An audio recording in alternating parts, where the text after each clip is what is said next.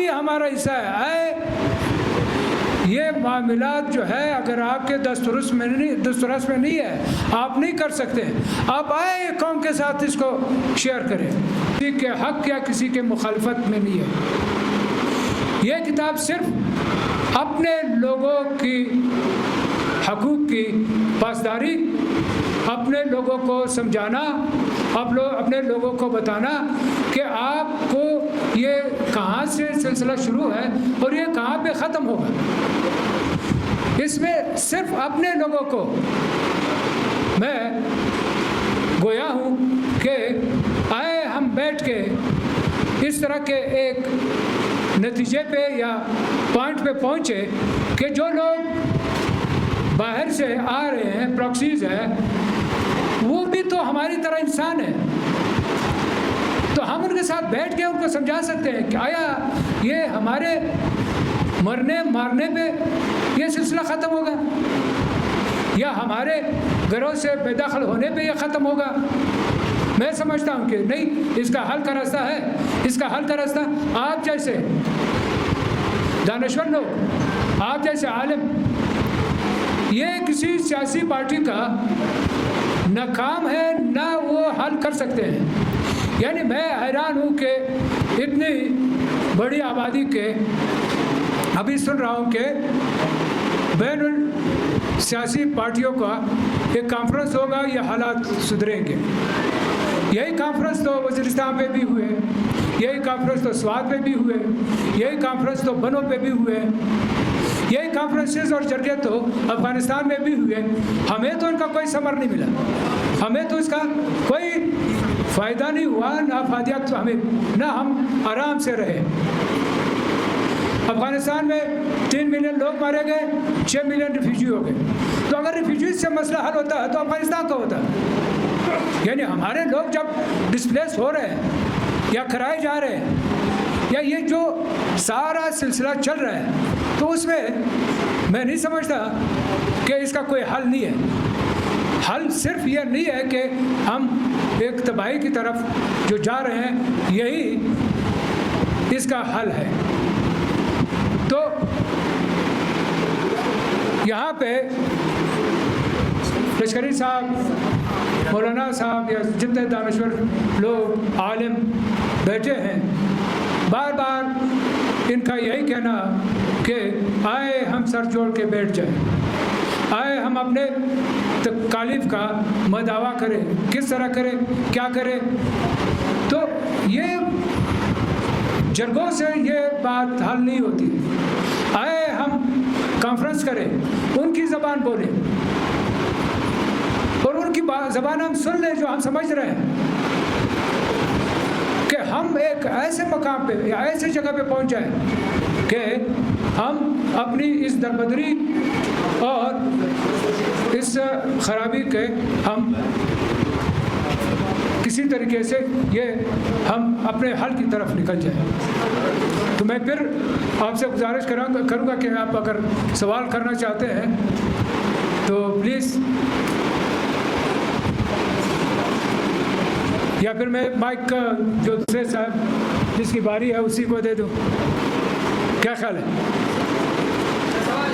تو پلیز. کتاب ہے پاکستان، جہاں تک میرا خیال ہے کہ ہر ذی ہوش یا جو پاکستان کے رہنے والے ہیں ان کو سب کا یہی خیال ہے کہ پاکستان ٹوٹنے کے قریب ہے. لیکن میں یہ نہیں سمجھتا. کتاب میں نے وہ چیزیں اجاگر کی ہیں، وہ کسی کی طرف سے بھی ہو، وہ حکومت کی طرف سے ہو یا پراکسیز کی طرف سے ہو یا یہ جو آج کل گروپس ہیں ان کی طرف سے ہو.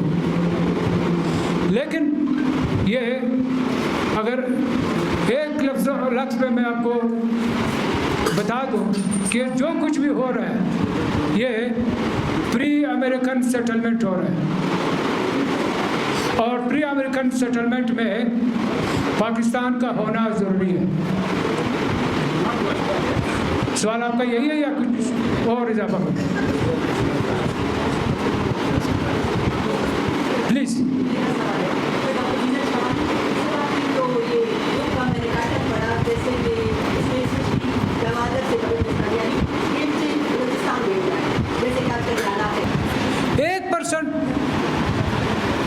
جو ان کے مقدر کے فیصلے کرتے ہیں وہ تو ہم دیکھ رہے ہیں 70 سال سے 74 سال سے.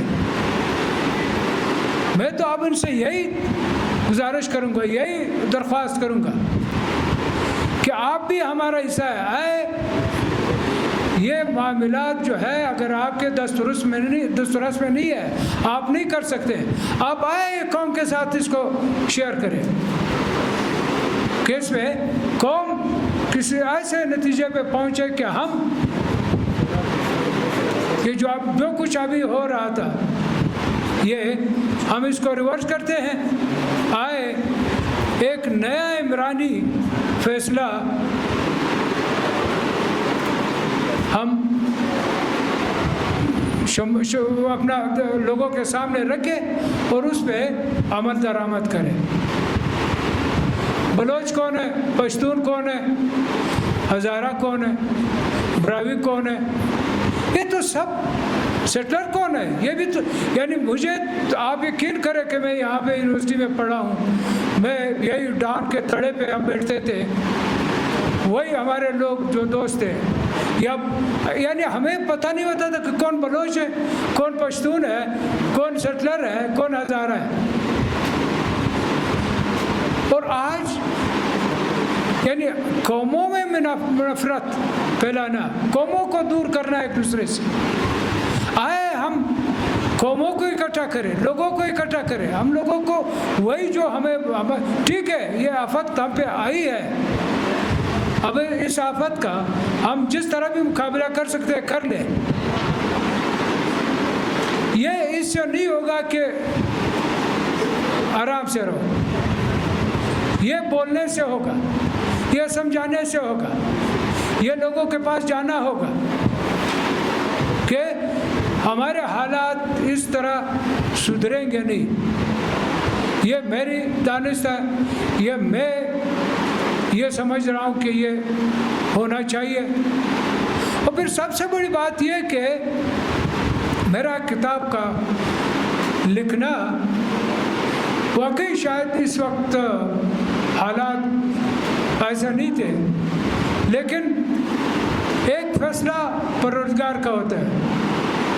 یعنی میں نے کتاب لکھی, اس میں جتنے بھی زوراور لوگ دنیا میں ہیں ان سب کو میں نے ایڈریس کیا ہے, ان سب کو ان کی خامی میں نے ہاتھ پہ رکھ کے دی کہ یہ تمہاری خامی ہے. وہ ہمارا پولیٹیشین ہو, ابر قدرت ہو, پراکسیز ہو, ہمارا اپنا حکومت ہو. تو مجھے بہت سارے لوگوں نے کہا کہ آپ کتاب ریلیز نہ کریں. کتاب میں نے لکھی ہے 15 سال پہلے, ابھی حالات واقعات جو اس میں آئے ہیں اس کو میں نے شامل کیا. تو میں پھر وہ ایک لطیفہ تو نہیں ہو, دلیپ کمار نے ایک فلم بنائی ہے, کفن اس کا نام اس نے رکھا تھا. تو دلیپ کمار کے وصیت کے مطابق کہ جب میں مر جاؤں اور میرا جنازہ